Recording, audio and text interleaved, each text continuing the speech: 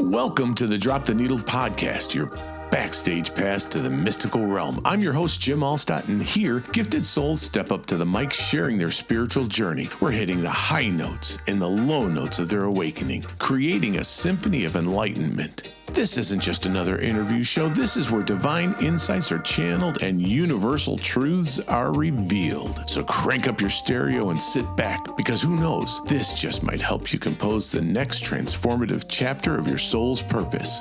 Are you ready? Let's go. This is the Drop the Needle podcast, and I am Jim Alstott. We are back for round 2 with a good doctor, Dr. Lotte Valentin. As you may remember, Dr. Lotte was once a committed atheist until 2 near-death experiences cracked the world wide open. She went to medical school at 54, trained as an evidential medium in England, is the founder of Kendria Ancestral Healing, and is the bridge between science and soul, walking and talking. Please welcome back Dr. Lotte Valentin. Welcome back. Thank you. Yeah, thank you. I'm so glad to be back. I'm glad we were able to make this happen, because with your schedule, it was amazing that you actually had a day off that we could do this. So I appreciate you making the time. And to catch everybody up, I'll just go through it a little bit, because Dr. Valentin has an incredible background, Swedish born, raised Lutheran. But the interesting thing that she mentioned yesterday, which I found fascinating, that when you're born in Sweden, you're automatically Lutheran, correct? It was like that when I grew up. Right. And then they separated the state and the church, I think in the 1970s. And then you could make a choice. So now it's not like that. I think you just have to, join whatever organization you want. But I don't believe it's still like that, because they separated that back in the 70s. That's interesting. That's interesting. And you were a committed atheist with no belief in the afterlife before everything changed. And those near-death experiences, and I would highly, highly recommend everybody listen to the first recording and the first episode with Dr. Valentin. I'll start referring to her as Dr. Lotte, because that's her preference. Those were amazing. I mean, just amazing, because she was talking about, which I totally understand, by the way, that you were afraid that you were going to get locked up if you shared what really happened, which is just something. But man, I was going to say I can't imagine, but I can imagine what that would be like, because I actually thought about. So my mother was born in the 1940s, and if you had gifts back then, it wasn't something you could say much about, really, right? So when you were growing up, you said that you've always been a medium, and you mentioned having some of the spirit interaction and things like that. Would you mind sharing a little bit more about that? Because I know you mentioned it, but just more in passing. Yeah. So when I was little, I would see, auras sometimes around people. And then I would see energy fields around the flowers, around the trees. And then I would tell, my best friend, I said, can you see the energy field around the flowers? And she's like looking, what are you talking about? And I'm like, that white field, it's like a field around the flowers. You can see it. And she's like, no, there's nothing around the flowers. Right. And so you get shot down. And then, as a kid, you're thinking, okay, well, I don't know where that came from. Right. Because she can't see it. So it must not be there. Right. So you're very easily, convinced that what you're seeing is not the truth. Right. Yeah. And I would see, I remember really well, we were sitting at my grandmother's house on this island without electricity or running water, right? And no payphone. And so we had to rely on candles in the evening to get any kind of light. So we were sitting in my grandmother's little stuga, as we say in Swedish, a little wooden tree house, a wooden, like a log cabin kind of, Oh, or okay. right, like a little wooden house. Mm-hmm. And I was looking in the candle, and there was a man in the candle, and I was probably, I'm gonna say 6, 7 years old at the time. Mm-hmm. And I told my brother, and I said, "Look, there is a man in the candle flame." And so my brother's looking. He's like, "I don't know where." And he's looking really hard. And I'm like, "No, he belongs to grandma. That man in the candle belongs to grandma." And he was like, "I don't know. What are you talking about?" But now I realized that my maternal grandfather passed away when I was 3. So this was only Oh. about 3 or 4 years later. We're in her cabin, right, on the island, Mm-hmm. and I'm seeing this man. So, I mean, now I'm pretty sure that that was my grandfather I saw, because I didn't have any memories of what he looked like, or, who he was. Mm-hmm. I just saw this man in the candle. I knew he belonged to grandma, right? So, but again, so my brother can't see it. And so after a while, you stop telling people, and right, you don't Sure. share that anymore because nobody else can see it. So it must just be my imagination, right? You push it down. And then it all came back when I had my near-death experience. But I know from astrologers, they say, yeah, that near-death experience had to happen on that day, July 10th, 1992, because that's when all the planets were lined up in a very specific way. And it was Wow. to serve as a reminder for you what you came to do in this life. So, it's like that little movie script running in the background all the time. Right. Like we Right. incarnated to have certain experiences. That's so cool, though. I mean, so let's talk about your gifts for just a moment. Mhm. There are the different clairs that are associated with the gifts oftentimes. What are the clairs that you possess? So I'm going to say I'm 80% clairvoyant. So most of the time, when I work as a medium, if I do mediumship readings, I work with the spirit guides, I work as a medical intuitive, the information comes slightly different. So when I tune in, so most of the information comes as like slides or like Mm-hmm. images, and they come very quickly. So you have to grab that image very quickly. It's like a split second image. Mm-hmm. And sometimes you have to ask again. You say, "Please show me that image again." What Let me say, was that? okay, Yeah. I get it. Right. But Mhm. then there is certain information. Sometimes I hear it. Mm. Sometimes I feel it. Sometimes you just have this knowing. You're saying, should I do this? Or you just get this kind of, no, don't take that freeway. And you're saying to yourself, well, why is it? I mean, your mental mind says that's going to be a lot quicker. I'm going to save 10 minutes if I take Mhm. that route versus if I go the other route. But you just keep getting this, like, no. And Right. you don't understand why. You just get that feeling of, it's like a knowing, no, it's not the right one. And then, you take the different route because you listen to your intuition. And then you realize that, oh, that no, now there's an accident. You literally, sometimes you start driving, you hear the sirens, Oh, right? wow. Okay. You're Yeah, like, yeah. okay, there's Yeah. the accident that I would have gotten, behind. I could have been in the accident or Right. just stuck in the accident, and now I'm going to be an hour delayed. So, it's like learning to trust those different things. Many times when, if I work as a medical intuitive and things like that, sometimes I feel it. Even when I do mediumship reading, if it has to do with something in the body, then Mhm. sometimes I just feel it. So there are You feel it in times, that body part, or is that yeah. So I'll okay? feel it. So, Okay. there are times when I've said, "Oh, your wife had cancer." Yes, that's correct. She had breast cancer. Yes, that's correct. It started in the left breast. Yes, that's correct. And then it spread to the right, because I will get pain in that area. It's like a shooting pain. I'm like, oh, Okay. that's where it is. Or I've had one when when I said, "Oh, your mom had ovarian cancer," because I could feel my ovaries were hurting. Right. Oh, So wow. it's really interesting. But does that happen all the time? No, it doesn't.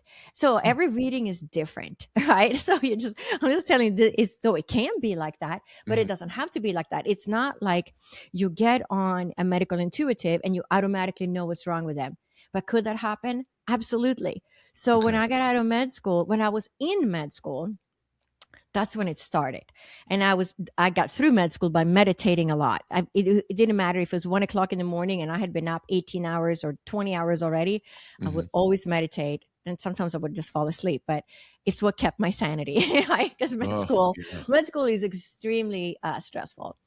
But I started seeing patients before I was assigned the patient on shift. We don't get to see who has signed up for a consultation, right? A Right. student, when you're going through on student shifts, you have typically, one physician, the head physician, and then under him, there's two resident physicians. So they've already graduated, they're in residency. And then you got, 10 to 15 students in under them on that shift. So Trailing there is, around. a whole clinic with there's all these classrooms in the clinic and all the exam rooms, right? So a student physician goes in and they say, okay, you have this patient today and they're coming in. They said they're coming in for this. And now you're the head student and now you got two students following you. So there Ah, is this whole hierarchy of learning, right? So then you're the head student physician, now you go in, you take ask all the questions that you need to know. And then you have to go back, you present it to the resident physicians and the physicians that are in charge of that shift. And then they'll say, all right, and what are you going to do about it? And then you better come up with a good answer. And if it's not a good answer, they're going to say, well, that was a good idea, but this was not a good idea. Do you know why that's not a good idea? And then, trail it down from there. And then they'll say, okay, this is what we're going to do. We're also going to do this. And sometimes it's you wouldn't know this yet because you haven't taken right. this course. It's coming next quarter, right? So we're going to help you out here because you don't have full knowledge of this yet. And so they're always approving what you are going to go back and tell, right? To tell that Right. patient. Right. So you have no idea who's going to be your patient or anything. So you go on shift and I would get, a patient that I had seen in a meditation. And there's one that really stands out because I saw this patient as a young child, as a 5 or 6 year old. And she had like more dark colored skin and very dark hair, big brown eyes. So I said, okay. So I kind of knew what she looked like as a child. And she took my hand and we walked. She showed me, this is the house where I live. And my father is sexually abusing me Oh, wow. in that house. And Wow. yeah, it gives you goosebumps. So then I get on shift, I get assigned this woman. And sure enough, that's the Sure. woman that I saw in the meditation. Oh, my Right? goodness. She came in for something completely different, but at the second or third appointment, all the truth came out, what I had seen in that meditation. So it's really interesting, because we're all so connected. Another Right. time, I've had other patients. One comes to mind right after I graduated. Right. So I'm practicing up in the mountains. I'm doing my residency up there and everybody has allergies. Okay. So it was about half an hour south of Sedona. Everybody has allergies up there because there's so many different trees. It's like, I didn't know that when I moved there. I was up there for almost 3 years and allergies are very, very common. So this man comes in, he's in probably early 70s and he's tall and skinny. He looks like the picture of health. And he says, I've had this tickle cough. And you're like, tickle cough, we are up here in the mountains, but it's Right. going to be allergies. But as he walks through into the room, as he comes into the exam room, the spirit world says lung cancer. Oh, my goodness. And I'm like, okay, lung cancer. I don't even know what's wrong with him. It just says tickle cough on the chart why he's coming in. So I got the warning, right? So I've been listening to this for 25 years now, so I know better. So when I hear something or get a warning, I'm going to be way more diligent, right? Because it's very Sure. easy to say, okay, well, have you tried this allergy medication, right? But instead I hear lung cancer. So I'm like, okay, this man that looks like the picture of health, why am I hearing this? So I go through his whole history. Well, it turned out he had cancer in his youth when he was like in his 20s or early 30s. Oh, wow. And Okay. he had metastasis on his lungs and he had gotten radiation for those literally, 40 years ago. So I said, well, with your history, I know it's just a tickle cough. And I'm listening to his lungs and I'm like, lung cancer, he's not even coughing. Like, why did I hear that? And I can't even hear anything. I'm listening and I'm really good. I had a really good stethoscope. And And one of my kids had asthma. I have asthma. So I like really used to listening to any little tiny sounds in the lungs Sure. because I did that. My dad taught me how to listen in a stethoscope to my child that had asthma. So I would know, like, if it was pneumonia, do I need to bring him to the doctor? What is his breathing at? And anyway, couldn't hear anything. So I said, how do you feel about doing an x-ray? Because you had cancer before, you did have, those spots on the lungs. So it was a long time ago, and he was saying, yeah, I think we should, because better be safe than sorry. Well, it Right. came back, right? It came back and it said possibly lung cancer on the x-ray. So at that point, I'm a general practitioner. You hand it off to the oncologist in the clinic and say that now this is your patient now, because we can't touch somebody who has possible cancer, right? Right. You got to see a specialist now.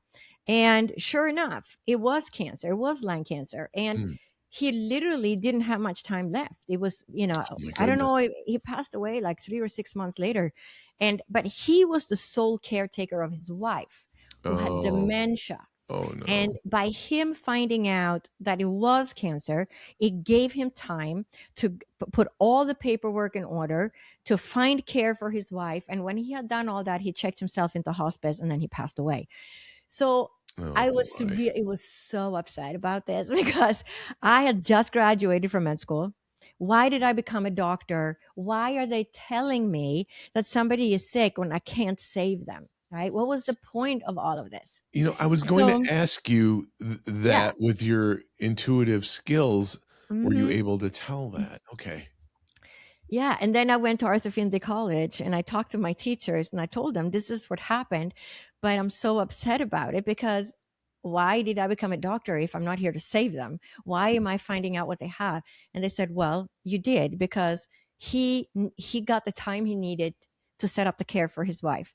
He got the time to put the paperwork together. And it will also serve the purpose for you, because you now know to always, always, always listen to your messages. And it doesn't matter, because sometimes the messages aren't going to make sense. Right. Yeah. And that's just what that is. And so sometimes when people get on my screen, I already know. I get the instant transfer. And other times you don't. And you're like, okay. And sometimes they come halfway through the session. I'm like, I know we're talking about allergies, but did you ever have this issue? Because I keep hearing this, right? And then and sometimes they say, yeah, I had surgery for that. I'm like, it's still an issue. It's still there. You need another surgery, right? And then I've sent people to surgery and they come back and they're like, thank you so much. You have saved my life. Keep falling through the cracks for years. And it's really interesting because, again, I always feel like we do have that soul contract running in the background of, are we supposed to find the diagnosis and the treatment right now? Or are we just supposed to get the carrot right now? And then we go, right? Yeah. And then this person has to see 3 other practitioners. And then next year, they're ready to get their diagnosis because they're not supposed to heal until October 2027. But they're feeling they can taste it, right? It's coming. And I don't know what it is. And I'm going to say, our life is not black and white. And we were talking before, it's like we're going through life with our blinders on, right? Yes.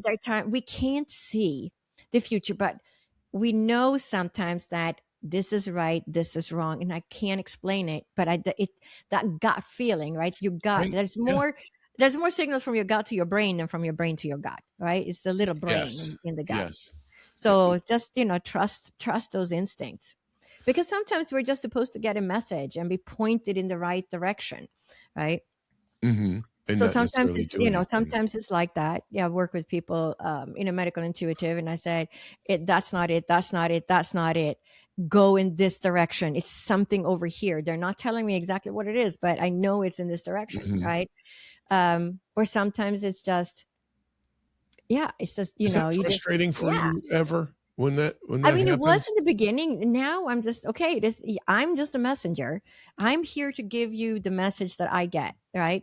I will tune in, and, sometimes the diagnosis and the treatment and the surgeon are all, the information is just sitting there waiting to be downloaded. And sometimes it's not that clear cut. Sometimes it's, no, you're on this road. This is part of your incarnation. You have to kind of take the steps It might take 2 or 3 years until you're going to get well. Mhm. And it's just, sometimes you get the download and sometimes you don't. I worked with someone, another story comes to mind. I worked with a woman who lives here in the United States, Mhm. and she was from India originally, her and her husband. And so her husband's family was still in India.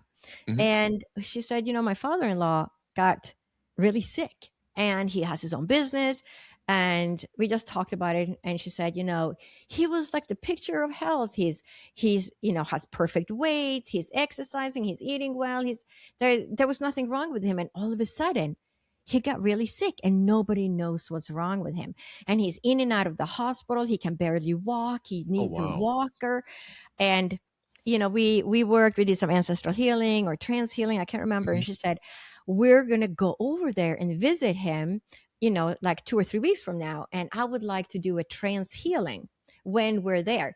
So we Zoom. She's in the hospital room in India with her Oh, father-in-law, with the wow. mother-in-law, and everybody's in this hospital room, and we do a trance healing. So I trained in trance healing too in England.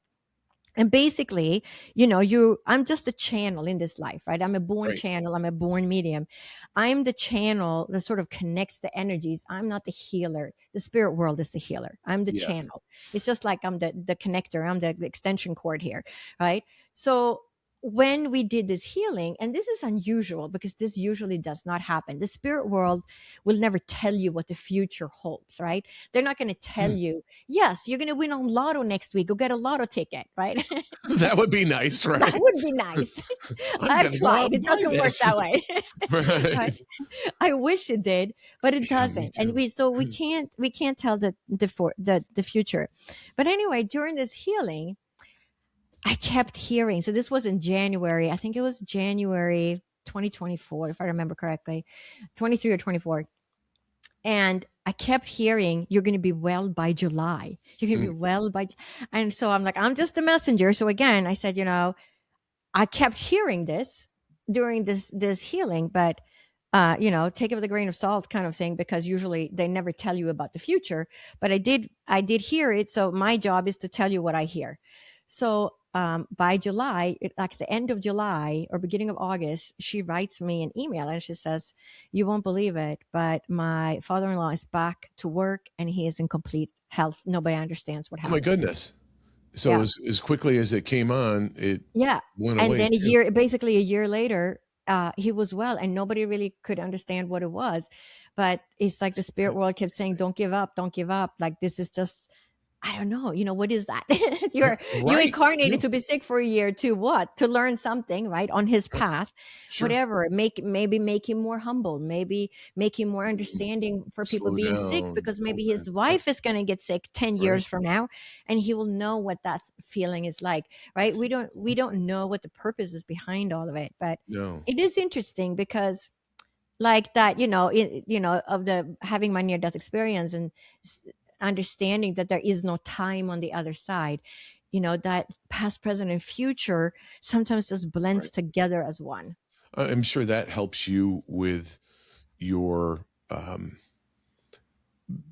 acceptance of that, of Mhm. what you're downloading or being told or experiencing. Mhm. I think that's got to help. A couple of things when you were talking, I'm going to go back to the intuition. Don't take that road, take this one. Have you ever, uh, and I'll speak from my personal experience. So there's sometimes I'll just be driving along and I'll go a different way. I won't hear anything. I won't, well, I should go this way. I just do it. Have you ever had something like that? And then you later found that the way you normally take, there's a terrible accident. And Yes. have you? Yeah, you Okay. don't even know sometimes. You just don't Right. even know. Yes. And I'm going to say that's your guardian angels, that's your spirit guides, your Okay. Thank you. ancestors, I was going to right? ask you what that Yeah. is. Yeah. So thank you. They're kind of tapping you on the shoulder going, no, you get Yeah, off go this here, way. like do this. Right. Right. Okay, And, cool. so we talked about the truck. I know in the last episode, seeing the truck, there was Yes. another time I was in Phoenix and I'm visiting my daughter and I was going back up to the mountains. And I had to be in clinic by like 9. And it's a 2-hour drive. So Oh, it was wow. literally, 6:30 in the morning. So I used the restroom. I washed my hands. And as I'm washing my hands, the message is, watch out for the accident. What accident? Right? Right. So I'm like, okay, thank you. Right. Get in the car. So now I'm really alert again, right? You get a message, you're going to be alert. So it's early in the morning. So I'm down in Phoenix. So, that part of the freeway has, 5 lanes, another Yes. 7 lanes with the on and off ramps and all of that. So I'm in the second to the left lane, right? So the carpool lane is all the way in the left. So I'm in the left lane next to the carpool.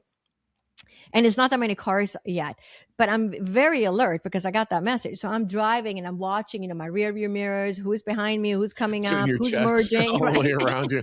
like you're scanning. Yes, yeah, Right? exactly. I do that all the time. I understand. Right? So this car passes me and catches my eyes, passing me on the right. And it's like an old BMW or something. And you can tell that it's probably owned, somebody's like, working on it and Sure. making it look nice, right? It's got a little paint and things aren't quite matching. So as he's passing me, he's just, kind of not that far in front of me, but he loses his left rear tire. Oh my goodness. It comes off the car.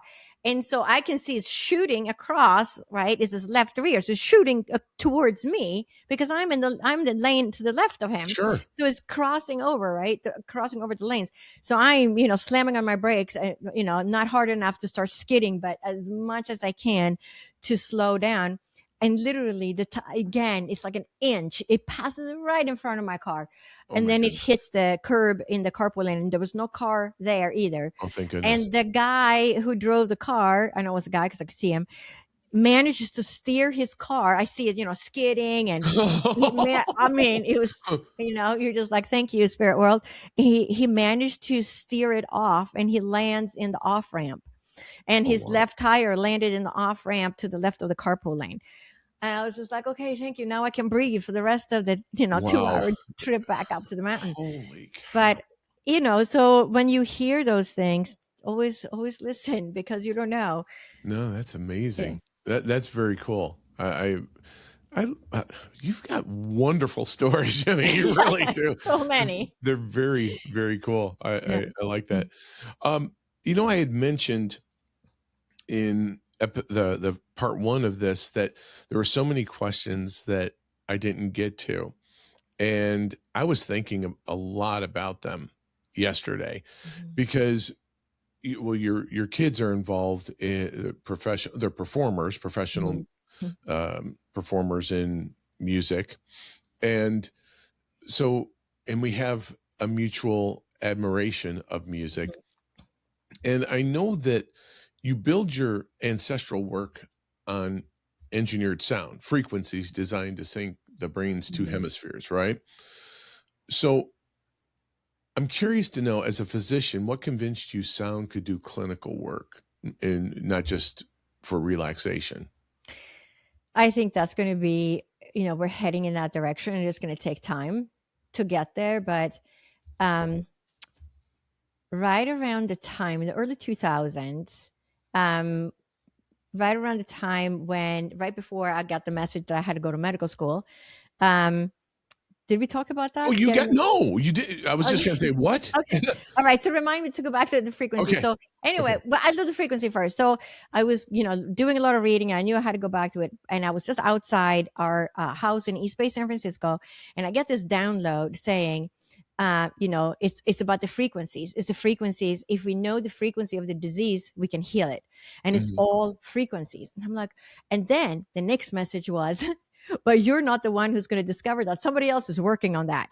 Oh, and then it got left there. So it wasn't for me to work on it, but to understand that is how we heal.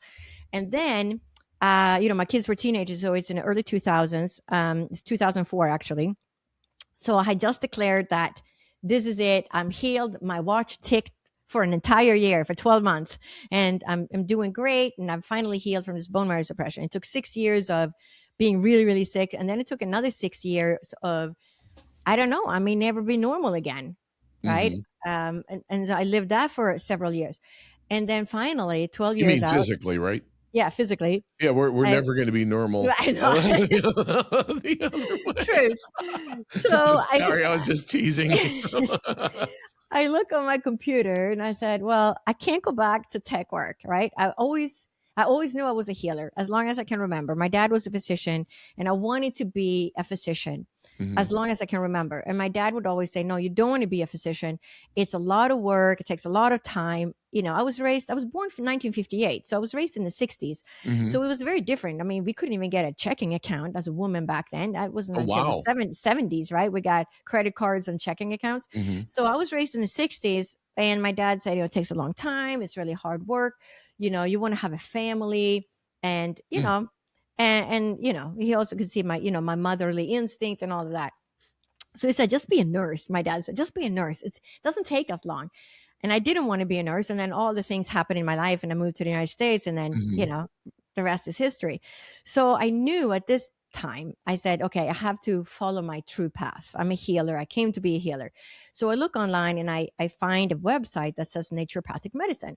And I said, wow, that sounds amazing. Like you learn acupuncture, botanical medicine, but you also learn pharmaceutical medicine. So you have a really big tool bag. East and West, right? essentially, Right? right? Exactly. You're blending East and West.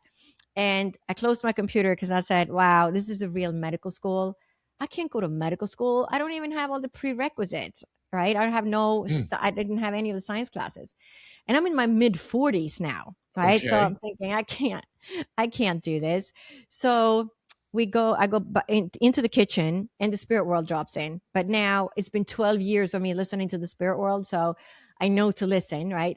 How many notes have I taken in 12 years and known it wasn't a deja vu, right? So spirit world drops in and says, no, you have to go to med school and be a naturopathic doctor.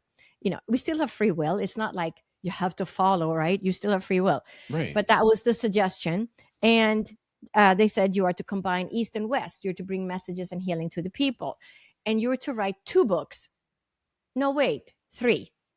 And that's how that message came in. And I've gotten that message 4 times from professional mediums, 2 in the United States and 2 in England. And it's always the same message. Oh, you're writing a book. Oh, wait, no, you're to write 2 books. No, wait, 3. And it's always that, no, wait, 3, right? And it's the same message I received in 2004. So I've written my first book, second one's in my head. And so I'm thinking, well, you know, I'm kind of arguing with the spirit world. Like, what do you mean writing a book? I don't know what to write about. What do you mean bringing healing and messages to the people? What do you mean going to med school? So anyway, they're like, well, when the time is right, we will let you know. And just enroll in the prereqs. And literally within 2 or 3 weeks, I was already signed up at the community college in East Bay, San Francisco. Oh, wow. Which was Diablo Valley College, which is a huge community college. It has like 25,000 students. Holy cow. I think it's the biggest community college in the United States. It's like a university. I mean, it's so big. Wow. So I signed up for all my prereqs and I had to start from the beginning with advanced placement high school biology in order to get into the freshman biology because I didn't have any of the courses because I went to a high school in Europe. So I had to start from the beginning. I had to take biology, chemistry, organic chemistry, physics, and math. And then I went to med school when I was 54. So, yeah, so it's a long, crazy journey, but the frequencies, right? Everything is frequencies in the end. Our disease is frequent. We talked about the orchestra and something gets out of tune, but it's really like that. And I think that frequencies are the future of medicine. We're already there. We have laser treatments, right? That's frequencies.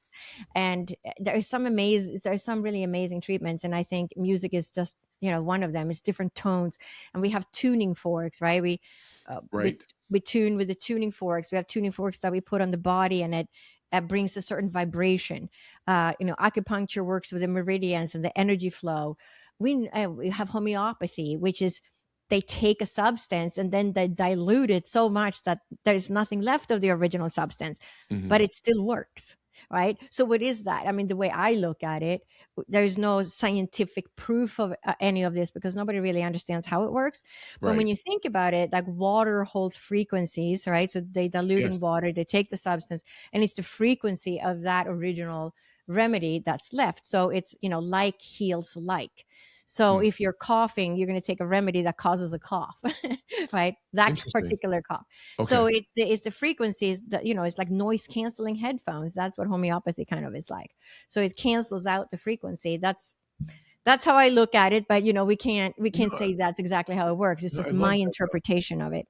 I've got So to say that I've never really heard an explanation of that. So thank you for doing that.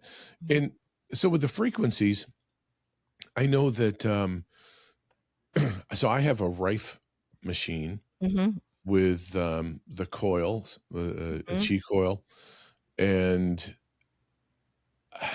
so when you're talking about frequencies, you're not necessarily saying that it has to be a sound, correct? mhm. It could be Yeah. that frequency, like in the Mhm. Rife machine. I put it Yes. over on my Yes. shelf, my bookshelf, Yes. which is where Mhm. my Rife machine is. But I also know that in using that personally, I Mhm. will combine the sound as well as that Yes. frequency. Mhm. And it seems to, for me anyway, help expedite Mhm. the process a little bit. So do you use that frequently in your healing? Do you use that the sound frequency or the frequencies Um, in healing? so the way I look at it, so I work a lot, talking to people and ancestral healing. Right. Every word has a frequency. Every word has a meaning. Yes. So when what you say, what you think, everything is a frequency. Hmm. So when I work in ancestral healing, uh, I guide them on a meditation at the end, right? And I say things because it's important to say it, Hmm. because that also creates a frequency. So when you look at, every word has a frequency. If you say, mean words to somebody, right? Yeah. Even if you don't put the emotion in it, it's that word still holds that frequency, Yeah. right? And we Yeah. know what that word means, and we don't feel comfortable around it. And you say loving words, or you're so wonderful, and I love the way you are, and you're so Hmm. open, and right. We start feeling good. And again, even if you say it without an emotion, that frequency still, that word still holds a Yes. frequency. You know what I'm saying? Yeah, I And do. right. So when you combine it all, and then we emanate a frequency. It's how we measure Yes. EKG, right? The heart, we resonate and entrain with things that doesn't have a heart. So Harold Booner, what's the book called? The Intelligence of the Heart, something with Hmm. Harold Booner, where he did a lot of research. And we entrain and resonate with things even if it doesn't have a heart. So think about, we resonate and entrain with each other. Hmm. uh, when a newborn baby comes into the world, that baby regulates its nervous system through the caretaker. They can't regulate their Yes. nervous system by themselves, right? So they're Right. dependent on your nervous system if you're the one holding the baby. And if you're stressed, the baby's going to start crying because they feel your stress. So Yes. you have to be really calm and soothing, right? Try putting a baby to sleep and you have 14 tasks to do, and it's 10 o'clock at night, right? You still have Yeah, to do the laundry and the dishes, and you got to doesn't finish happen work, and so well. right. And the baby doesn't go to sleep because they Mm. feel your stress. But it's the Yeah. same if we go into a room and everybody's mad, or there was an argument that took place minutes before. You feel the energy of that room, right? You go Yes. into a birthday party and everybody's happy and everybody gets And along. you're It's a the same completely way. different energy, right? Yeah. It's all frequencies, right? Yeah. In the end, it's all frequencies. Love it. I love it because I'm I'm a person who is aligned with that because I do think that energy healing frequency, and we'll say energy and frequency Hmm. synonymously, are making making noise in in the healthcare. But seriously, it's starting to get noticed now, and I Hmm. think it's really interesting. Hmm. Um, One of the other things I was thinking about uh, along the lines of frequency is if a wound can be inherited, then can a frequency actually reach it? In what's happening in the body when someone puts those headphones on? When somebody puts the headphones on and listens to a healing frequency, Correct. right? So if you have that inherited wound, or Mm-hmm. from epigenetics, or Mm-hmm. we'll use it Mm-hmm. in that example specifically, Mm-hmm. what's happening in the body when someone puts the headphones on, when they first put those headphones on Mm-hmm. to begin the healing process? Mm-hmm. How is it received? Right. I mean, when you talk about like Hemi-Sync, for example, they balance the left and the right brain hemisphere with Hmm. their with the sound that they embed those frequencies in the music itself. Hmm. That's going to balance the left and right hemisphere, and so it's going to bring you the calm, right? But how are you going to heal whatever it is that you're struggling with? Hmm. Your relationship, or I don't feel seen and heard. Why am I not getting the promotion at work? I've lost communication with one of my children, right? Yes. Right. That you have to create the awareness. So when you're just putting the headphones on, that's great. You're becoming calmer, more meditative, maybe more open, right? But you still don't know or understand where that wound came from. And so you still Yeah. have to understand, why is it that I have this struggle, right? Or where is it coming from? You have to change your perception of the wound itself in one way or another. So just putting all that is good, right? Creating this Hmm. calm, the stillness, because that does wonders for, in itself. Sure. But how do we make a change in our own life, the way we are perceiving our problems? That takes a change in perception. You have to change your perception of the wound, but you can't change your perception unless you know or understand, where it came from to begin with. So. So now I understand why it is that I don't feel seen and heard in my relationship. Hmm. Or now I understand why it is I decided to marry this person in the first place, and it's sort of working but not great. Well, Hmm. what is it? What energy, what frequency is it that's repeating in your life from the previous generations? And to change that perspective and say, now I can understand. Now I see why it is that I'm having these issues. Well, number one, we incarnated for it, right? So Right. when you Right. have issues, the way I look at it is those are things that are ready to come up for integration and healing. That's why we're having the issues. It's Hmm. just a question: how do we figure out how to heal it? What is that? We need a little bit of an epiphany to create the change and say, now I see it. I don't But have is to that do that anymore. important? That's kind of what I was thinking about it as you were, Mm-hmm. and I'm bringing previous conversations Mm-hmm. into this Mm-hmm. this question, where it seems sometimes it's not as important Yes. the Mm-hmm. why, but Yes. just that you're getting that Yes. healing. So, Yes. uh, Mm-hmm. with what you Yeah. just said, Mm-hmm.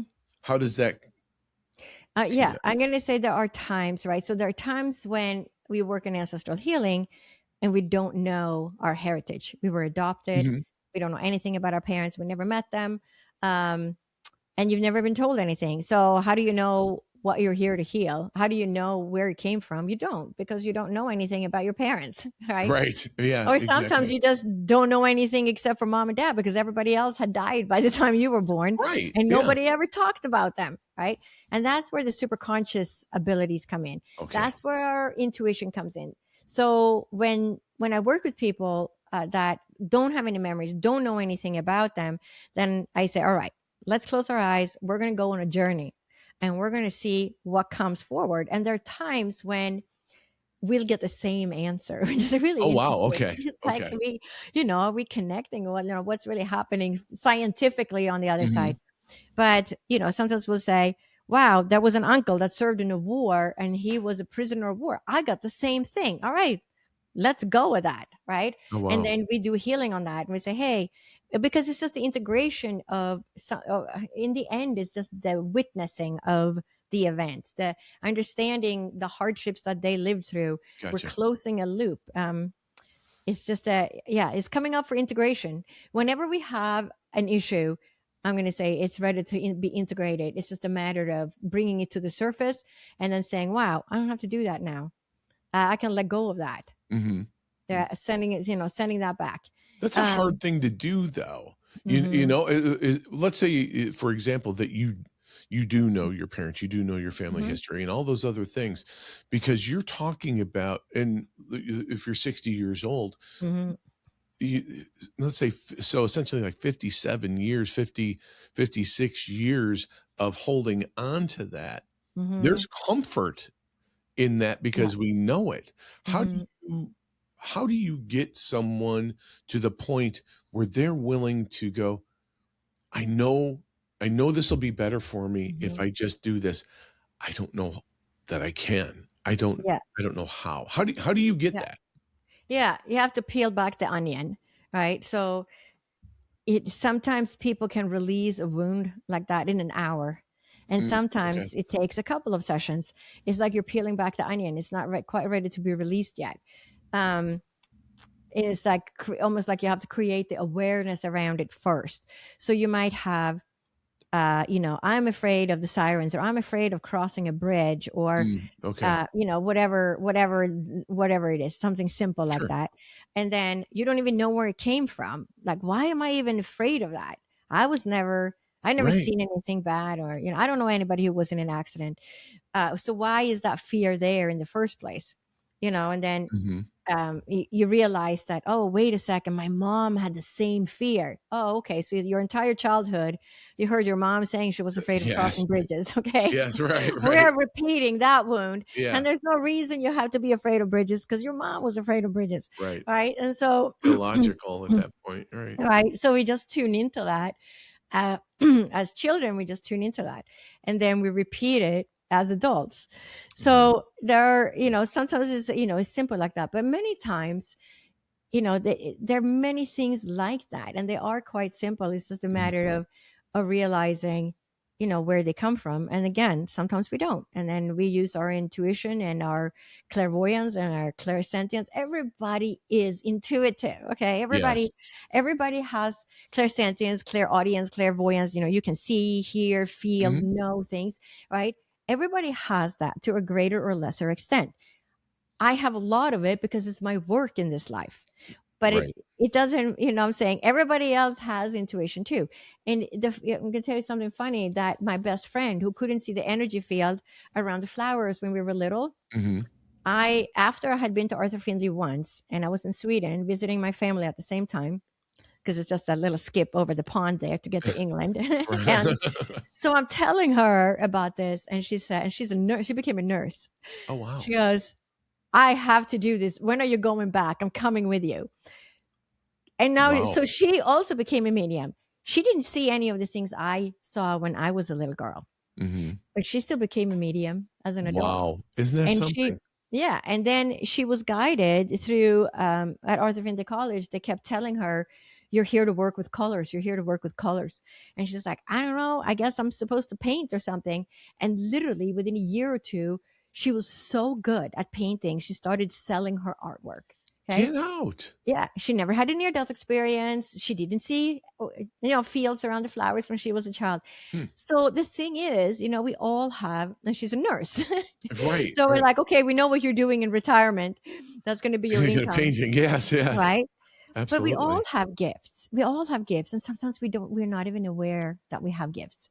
So, when you get that little nudge of, I should do this or I should do that, like Hmm. follow that and see what happens, because maybe that was your gift, because most of us go through life without knowing why we're here, right? And so when Yes. I go to Arthur Findlay College, they've told me that, oh, you're very lucky. You actually know why you're here. And I was like, well, doesn't everybody, right? I No. mean, right? We don't Right. know why we're here. And I didn't know why I was here until I was in my 50s. And, that's just life, but we all Better late have a than reason, never, though, right? I right? mean, that seriously, it's better that you at least find Mhm. out and you can devote yourself Yeah. to that calling. And Hmm.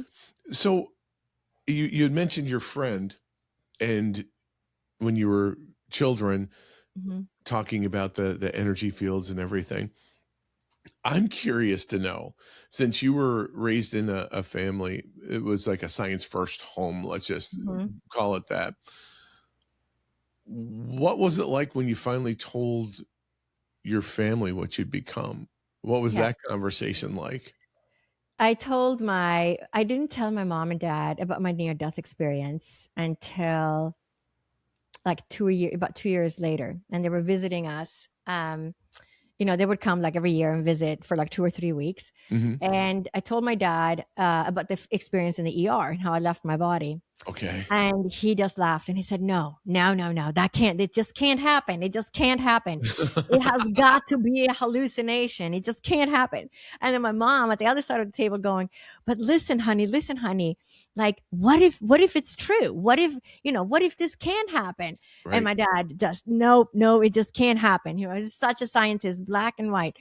And after he passed away in the early 2000s, and I'm at Arthur Findlay College, and I have a reading with my teacher, and she goes, "Oh, your dad is here again." And my dad, he says, "Your dad is popping in." It was like the end of the session. He came like back in, and he said, "You proved me wrong." Was his Ah, message. love that. And I she has, love that. no idea about the story or anything, Right. What it and meant. No right, or what context. that meant to me, and I just lost it. I laughed so hard because Oh my I goodness. know I proved you wrong, Dad. Because we're talking now. You're in the Yes. spirit world, right? Yes. And it's really interesting because that's what I believe, and I was raised in that household. That you Hmm. can't, there's no scientific evidence, then that can't be. But Yeah. now we can see the spirituality and science are merging, right? Yes. We can see how it's merging, and the people that received a Nobel Prize in physics. I think it was in 2023. There were 3 physicists that received a Nobel Prize. If Hmm. you go to, I think it's nobel.org or nobelprize.org. And they proved the entanglement of particles.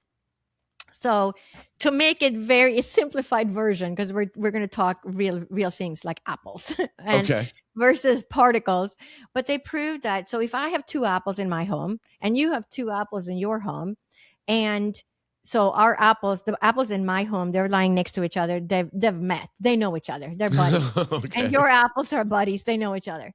So I take one of my apples and I throw it and it lands on the beach in Hawaii. And you throw one of your apples and you throw it all the way to Hawaii. And our apples landed right next to each other on the beach in Hawaii. So one of my apples have now met one of your apples, right? Right. They're now entangled because they met, Oh, right? wow. Okay. Right? They're Okay. entangled now. But here's the interesting part. The apple you still have in your house and the apple I have in my house are now entangled because you threw one of your apples that was entangled with the apple you have in your Right. The house, connection. right? And so it goes back, and that's exactly Gotcha. what I see. I was jumping up and down when they got the Nobel Prize. I was so excited because that is exactly what I see when I work in ancestral healing. That Wow. entanglement, right? Yes. We are Yes. all Yes. connected. It doesn't matter you never met grandpa. It doesn't matter you never met great grandpa or your aunt. We're entangled, with the people that we know, our family, people at work, right? Does that mean you picked up everybody's wound from work? No, you probably have nothing.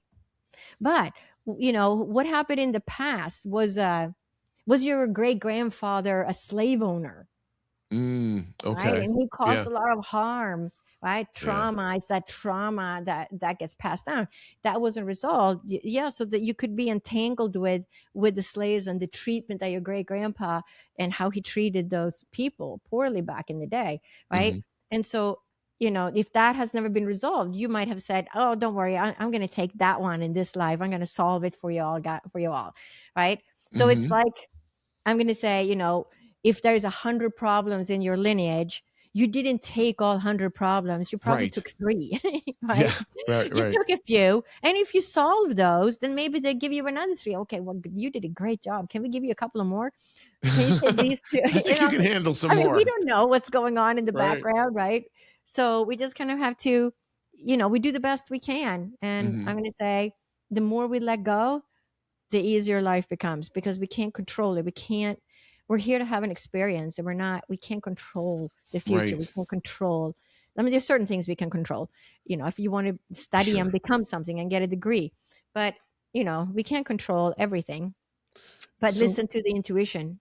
So Yeah, which is, that brings me to my next question, because I actually, I have a friend, her name's Dr. Julie Foster. She's an MD as well. mhm, And she, I guess it was about 5 years ago, had her awakening, 5, 6 years ago. mhm, And she's integrated Eastern medicines into her Western practice mhm, now, doing medical acupuncture as well, mhm, and mhm, fantastic.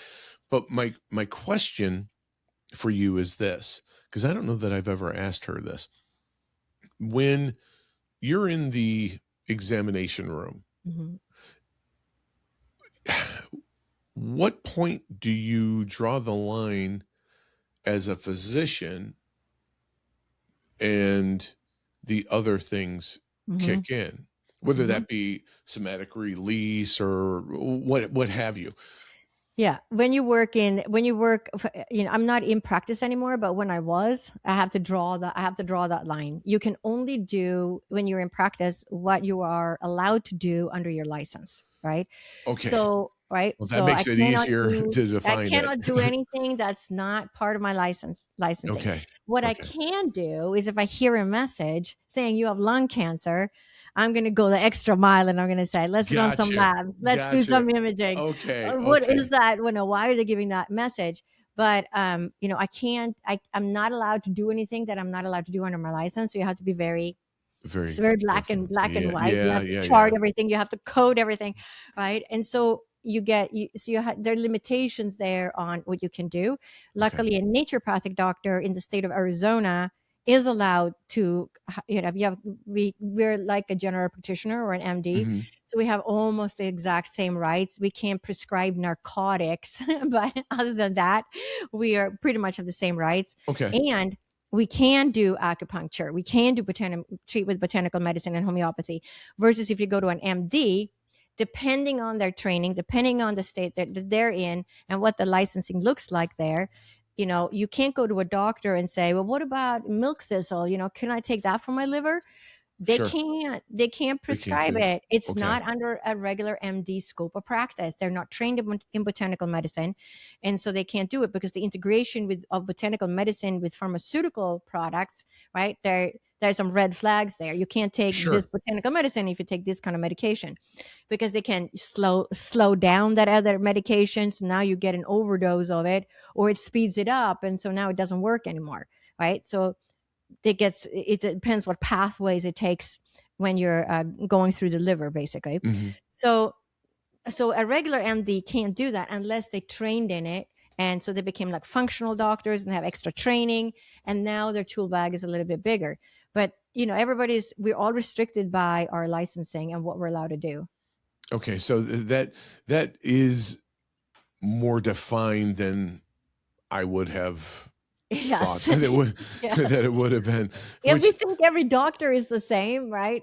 And I get that a lot, and yeah, people say, I really like my doctor," and I said, yes, but they're not trained in this. So get one more doctor. It doesn't matter if you have two doctors, three right. doctors.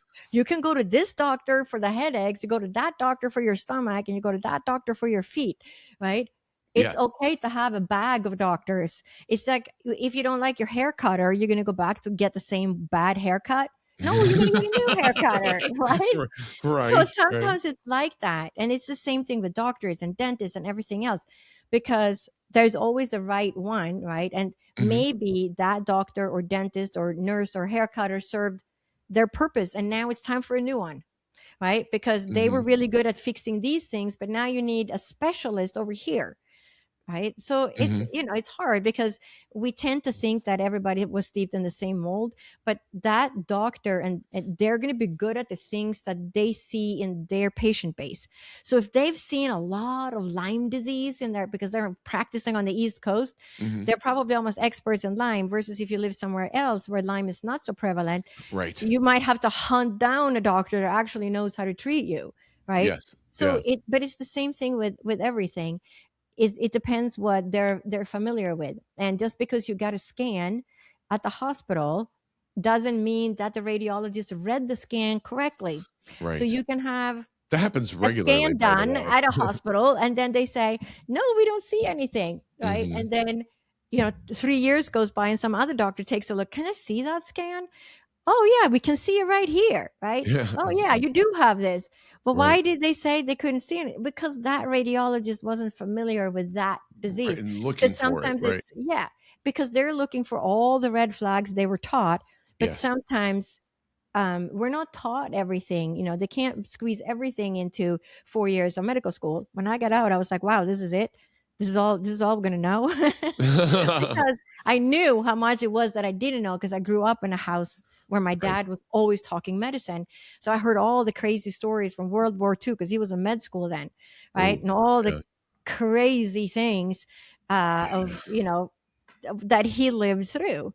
And so the crazy diagnoses and things that were wrong with people that nobody knew, and they finally figured it out, right? I grew up in that house. Yeah. So, if you haven't had, and I remember my dad talking, and my mom became a hospital floor administrator, and my mom would say, well, what about your friend, blah, blah, blah? Maybe he would be a good one to send this patient to. Because my dad would say, I don't have the expertise, but I know what it is. And I'm trying to figure out where to send this person. And my mom would throw out some names, and my dad would be, no, he doesn't know. He doesn't know. Right. Oh, wow. And so Yeah. they kind of, I mean, my dad was the president of a lot of medical organizations, and he Okay. started the 911 doctors, kind of doctors on wheels or something like that. It was, if I translate it, that the doctor would come home to the patient. Instead of us going to the ER, you call this other number, and the doctor has a driver, and the doctor comes to your house. So, you're 80 years old, you have this difficult to walk, you're too sick, you have pneumonia. The doctor comes to your house, he gives you a shot of antibiotics, writes a prescription, listens to your lungs, and get the person back on their feet. Right. So so my dad started that back in, I don't know, 1960s probably. Well, you know what's something that I failed to mention too? So, naturopathic physician, that's you're a doctor. You're also the founder of the Center of Integrative Medicine in Phoenix. And so, but you're saying that you don't practice No, I closed that clinic. I anymore? only work online now. Okay. Yep. Okay. But I guess it's genetic there with starting and being a founder of Right. things that you did that too. I guess it's no surprise when you think about Right. it. You're That's right. really quite something. And what I'm finding in our conversation is you have a unique ability to assess and draw connections in a lot of different ways. So, and what I mean, the connection, but the goal out of all of that is for healing with you. And it's, and I'm not, just saying this because I said it to someone yesterday, that your background and what you offer and what you bring to people is really quite amazing. I mean, it is really quite amazing. In so much so that,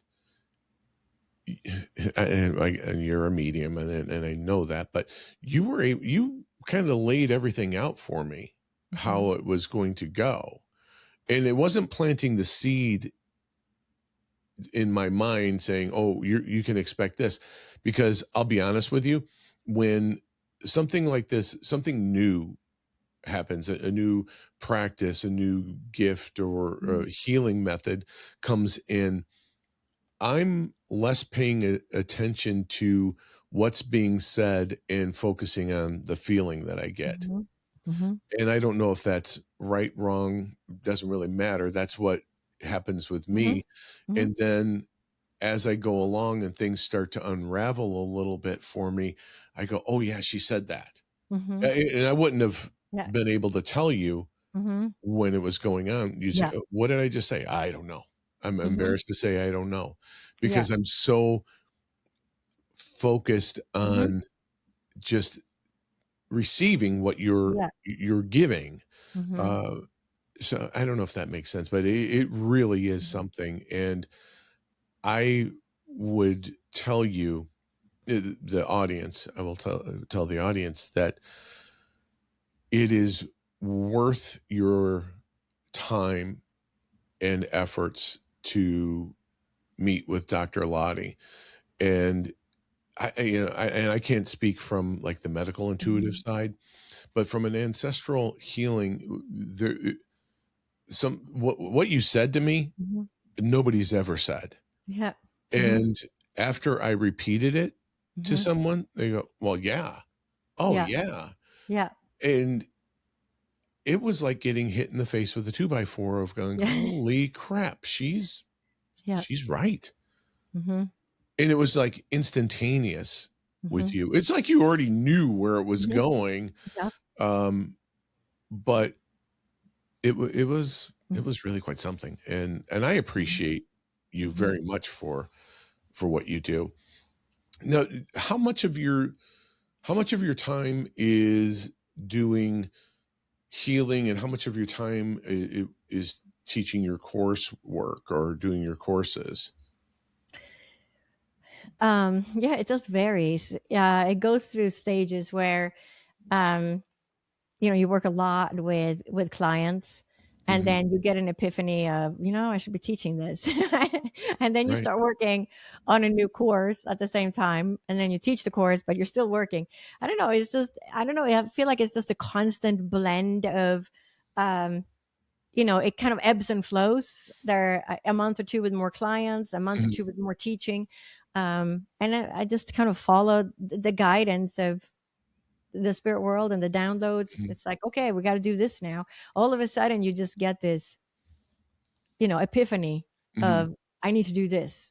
And then you just go for it. Well, I know you said you just Hmm. did a class Hmm. recently with the Shift Network. It was a Hmm. new course that you offered.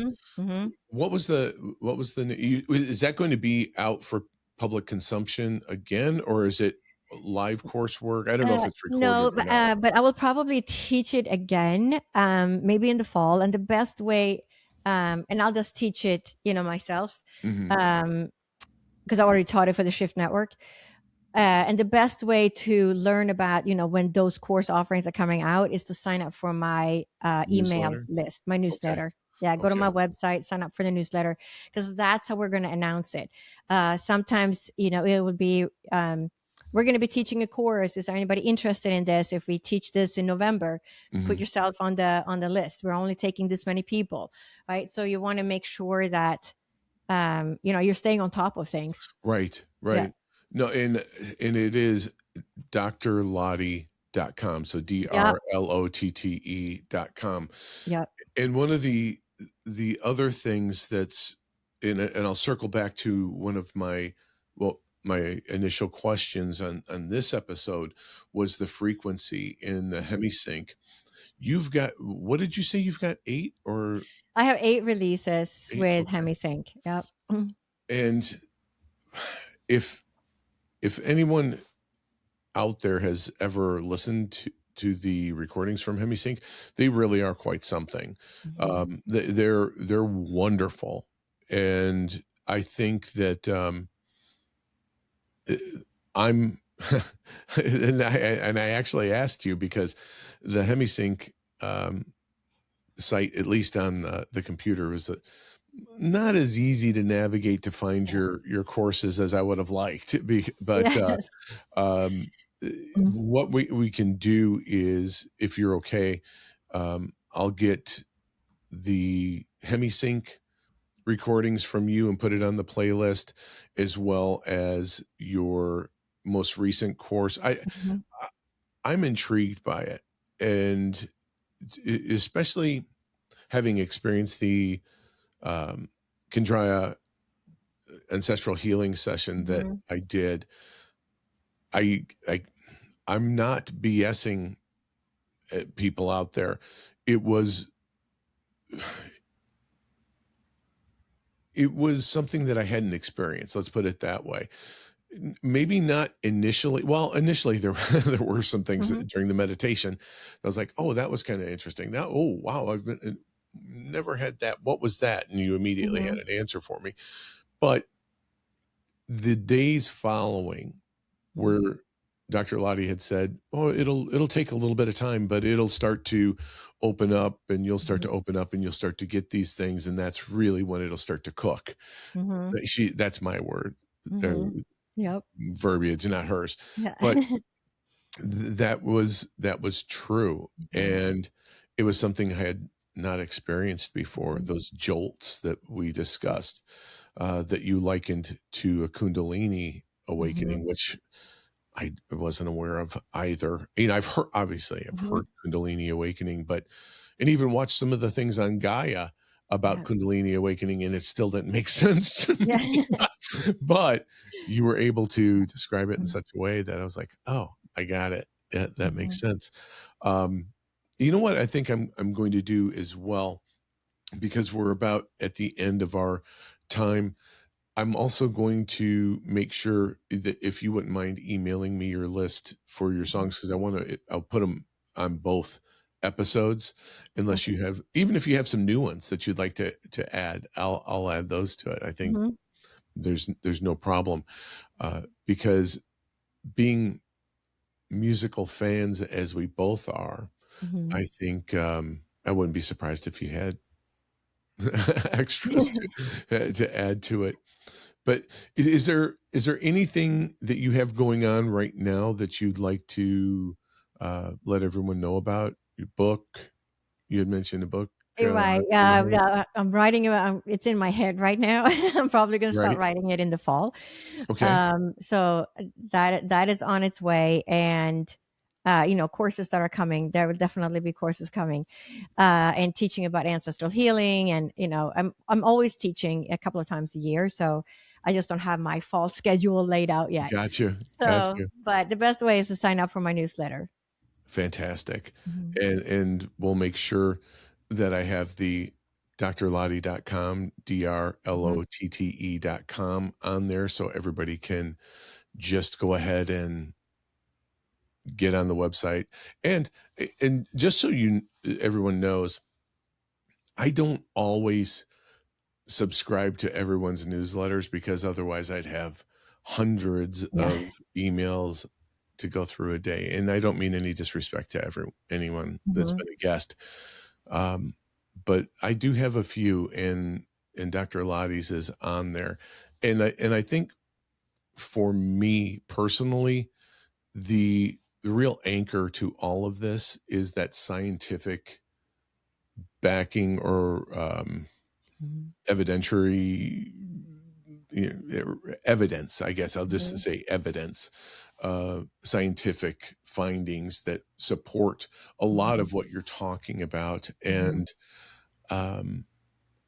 you're absolutely right. The metaphysical and scientific, or esoteric and scientific worlds are melding right now. So anyway, we will go ahead and we'll wrap it up, and I'll say what I normally say, which is it's just about time to cue the music for today's episode.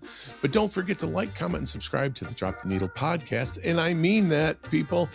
Get on there, like, comment, and subscribe, so you can stay up to date on all the latest episodes. And you're going to love this one. And I hope you enjoyed this episode of the Drop the Needle podcast. And I'd like to thank my very special guest, Dr. Lotte Valentin, for being on again. And I would invite everyone to head on over to the show notes, where you're going to find a link to the playlist, as well as Dr. Lotte's website and the Hemi-Sync. I want to make sure if we can get a link to those, we put them on there, because it's easy to find then. All right, my Drop the Needle posse, like Billy Joel says, from the highs to the lows to the end of the show, this is the end of our show. Until next time, this is Jim Alstott, wishing you infinite health, happiness, and the perfect playlist for your life. Thank you again for being the best part of us. Catch you next time.